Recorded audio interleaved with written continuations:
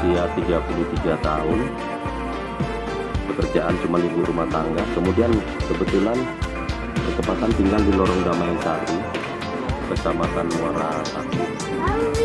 Beliau ini menderita sakit seperti sakit kulit yang menahun, yang pantas kita kunjungin, kita sambangin, dan kita sedekahin. Disayangkan memang selama menyebarnya pandemi ini, COVID-19, siang hari ini.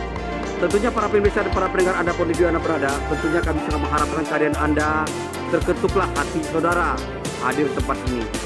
Demikian kembali Humas melaporkan dari Lorong Damai, Batupat Barat, Kecamatan Muara Satu, Kota Semangat. Sekian, Assalamualaikum warahmatullahi wabarakatuh. Waalaikumsalam warahmatullahi wabarakatuh.